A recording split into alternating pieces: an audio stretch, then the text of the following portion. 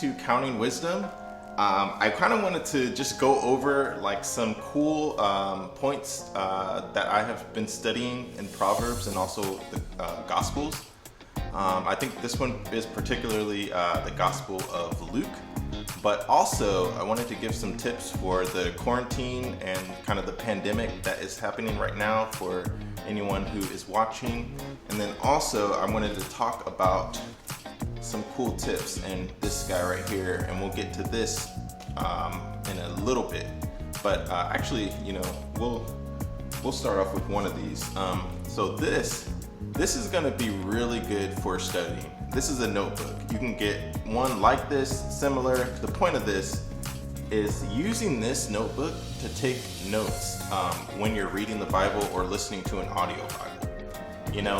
Obviously you can see things like this here, but it's really going to, come in handy when you are needing to memorize and recall things in the Bible.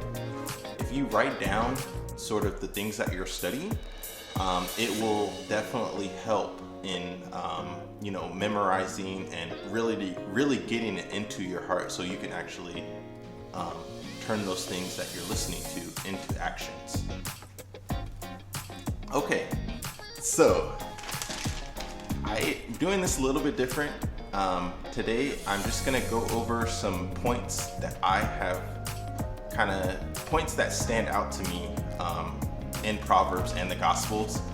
This is sort of just a paper, and I kind of just took some notes, and pretty much these Counting Wisdom book reviews are pretty much just my notes from the things that I'm studying in the books of the Bible.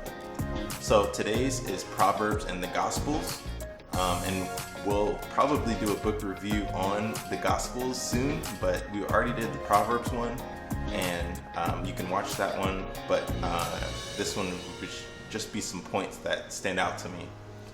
Okay, so point number one. In Proverbs, it says, seek wisdom as you would money. Excuse me. And also, seeking wisdom, like, basically it's like a job. So Proverbs, Solomon says, like, wisdom is so important that, it's like choosing it over, trying to get a better income, trying to make more money, things like that. For example, not to diss those people who make that choice, but some people choose not to go to college and they rather, work. And I'm not saying that's the wrong choice, but the purpose of college is so you can get smarter and you can learn things. So of course you can choose not to go to college. That's your choice, but you still need to be learning. I still need to be learning. I still need to be, trying to learn how things work. And then I use this example for myself, but, the Bible cannot teach you how to change the oil directly. Obviously, from Proverbs, it can, because you'll know, like, oh, get wisdom. Okay, I need to learn how to change my oil in my car. But, you get the point. So, the Bible is not an instruction for, how do I change the oil in my car? You're going to have to look at other books to know that. The Bible it's about Jesus. The Bible is about Jesus. And we also need to learn about other things in life too.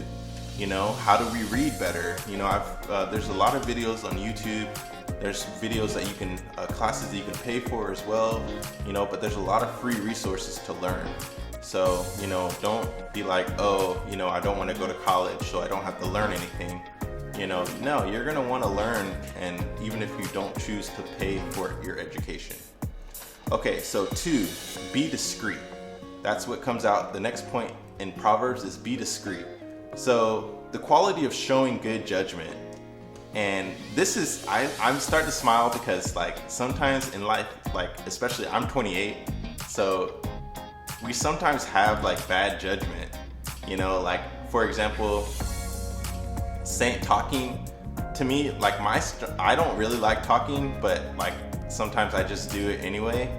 And the reason I don't like talking is because when you talk, there's a higher chance of you saying something that you will regret later. Or you may not even regret it, but you realize like, I could have said that better, or I should have not have said that at all. So the quality of showing good judgment or just discretion, discreet means you're not saying everything you want to say. Like you're using, it's like this example, and this is kind of a good example. When you're in public place and you're sitting at a table with a group of friends, it's better to say, excuse me, and I would like to excuse myself. Then the second thing you could say is, excuse me, I would like to excuse myself to use the bathroom. But people sometimes, we can go even further, and you definitely don't want to say, excuse me, I have to pee, or, you get the idea. Like, you don't say exactly what you're, having to do. You have to use discretion and be like, I'm gonna excuse myself, or, you're being kind to the other people around you because you're not being rude by saying something too vulgar. So that's something that we all have to learn. Okay, so Proverbs, another point from Proverbs is be blameless and be faithful. So a lot of people in the Bible, they are innocent of wrongdoing, and I think even in this, we have to strive to go above and beyond, because you can be innocent of wrongdoing. Like a lot of people, they may not break the law, but they don't follow Jesus. So in a way, they're blameless, but there's a bigger law out there that they may not be blameless about. So it's just an example, but innocent of wrongdoing in different areas of life, not just, I'm going 30 miles per hour and the speed limit is 30 miles per hour, but you reject Jesus, or you're not really showing kindness to your neighbor, like, in the right way. So we have to think about that, And again, I'm giving these examples just to help both myself and the listener. And then faithfulness. So I'll speed up on these last ones because we're already at like 8 minutes. But loyal to a cause, state, or anything else like that. So faithfulness means like, you're trying to stay someplace. It's like establishing someplace. So loyal means like you're not always jumping around from one thing to the other. For example, like you can't be a person that always jumps around from job to job. Like my wife, for example, she has been at she had a job for like 5 years. Or my dad, he was in the Navy for 30 years. Or, people sometimes, there's an older man, Mr. Overton, I saw him on YouTube, and he stayed at the same house for pretty much all his life after he got out of the Army. So those examples are, staying someplace, not always just jumping around from either in a relationship or, moving, a lot of times. And when I was younger, being a kind of military brat, we used to move. I lived in Virginia, I lived in, California. And so I like moving sometimes, but at the same time, it's good to be faithful, and, you have to kind of stay at the same place.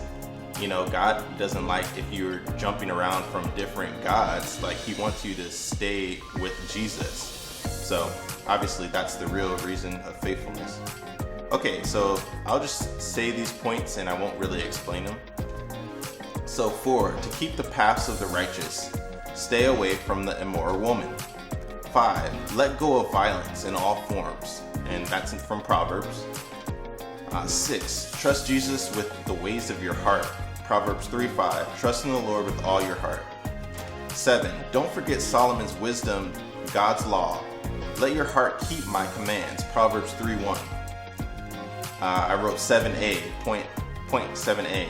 Remove sorrow from your heart and put away evil from your flesh. Or in my Ecclesiastes 11:10. So like actions.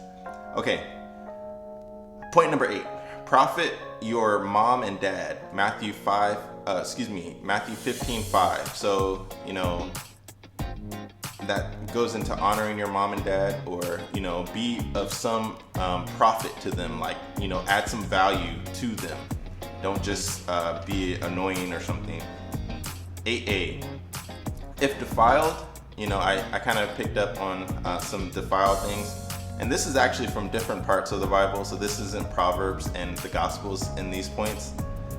So if you're defiled, Jesus said in Matthew, like, the things that come out of your mouth defile you.